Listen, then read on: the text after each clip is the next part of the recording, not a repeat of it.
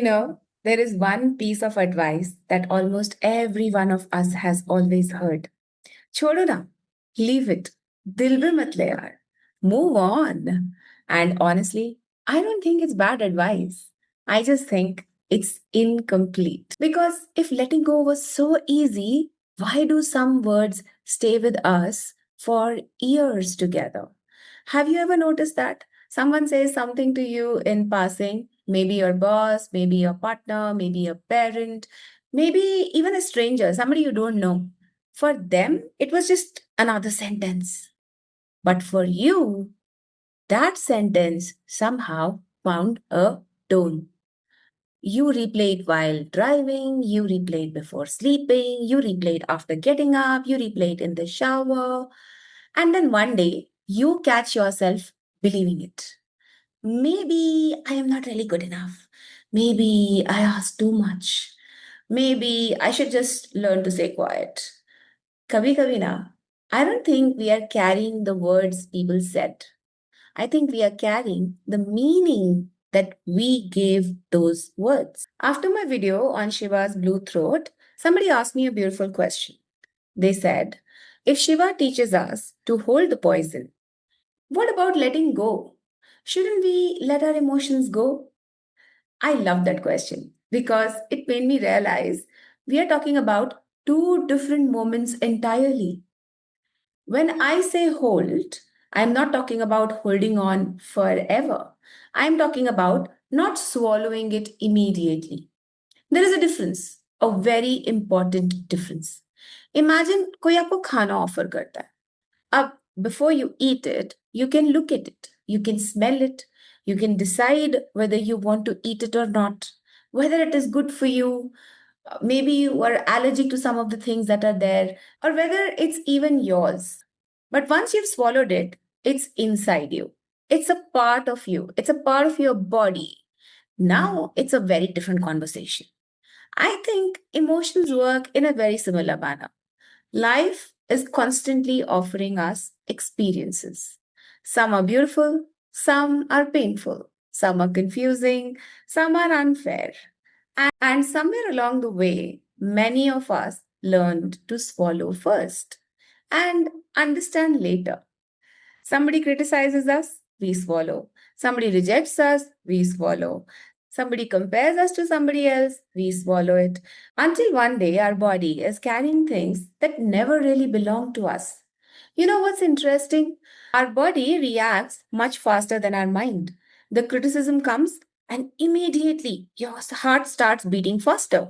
Your jaw tightens, your breathing becomes shallow, your stomach contracts. Nothing has gone wrong. Your body is simply doing its job. It's asking, is this safe?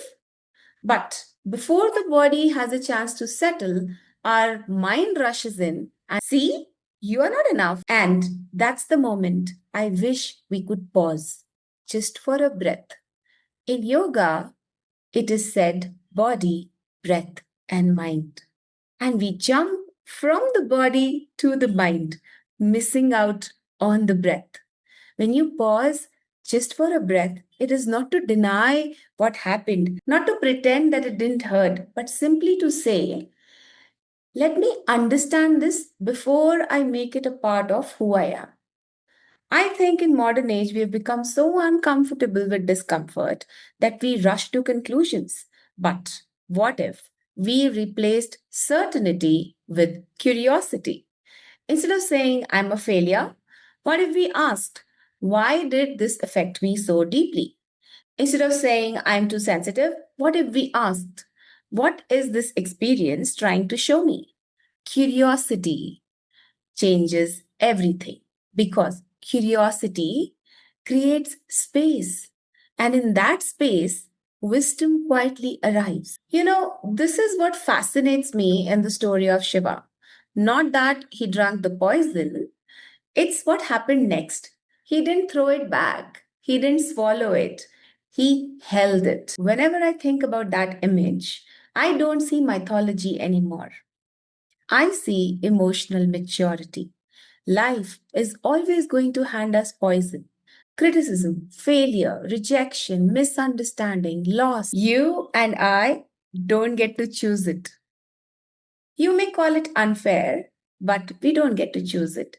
But maybe we do get to choose whether every painful experience becomes a part of our identity. And here's the beautiful part: the purpose of containment isn't to become stronger, it's to become wiser. Containment gives us time to ask, does this belong to me? Is there something to learn here? Is there a boundary that I need to speak? Or am I about to carry somebody else's pain as my own? Those questions can change a life because every time we pause, instead of immediately swallowing, we protect something incredibly precious: our capacity. And the interesting thing is, capacity isn't just about handling difficult emotions. It's about staying available for the beautiful ones too. Think about it. When your mind is full of old conversations, how much space is left for the new ones? When you are carrying years of criticism, how easy is it to receive appreciation? When you are constantly protecting yourself, how easy is it to be playful or curious or creative, to trust someone, to fall in love, to try something new, to start your own business? Sometimes we think that emotional work is only about dealing with the pain. I don't think so. I think emotional capacity exists so that we can experience more of life: more laughter, more truth, more intimacy, more creativity, more adventure, more wonder. Not because life suddenly becomes easier, but because we are no longer carrying everything that was never ours to carry. Maybe that's what freedom really is: not a life without pain, but a life where pain is no longer occupying every single room inside of you. So the next time someone tells you, Chhodo na, let it go, don't rush. Instead, pause. Take one slow breath. Remember, body, breath, and mind. So I'm asking you to take a slow breath and ask yourself, before I let this go, have I accidentally swallowed it? Because not everything that reaches your heart deserves to become your identity. Some things only need to be witnessed, some things only need to be understood, and some things were never yours to carry in the first place. Thank you for spending these few minutes with me. If this conversation resonated with you, I'd love to know what stayed with you. Leave a comment below. I read them, and many of them become the inspiration for future conversations like this one.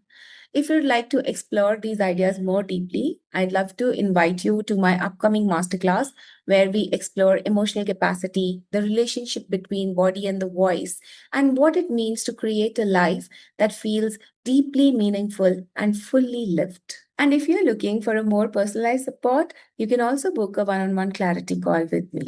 And I would encourage you to stay connected. Follow me on my Instagram. It's the same handle at ShapeSpice, ShapeSpice.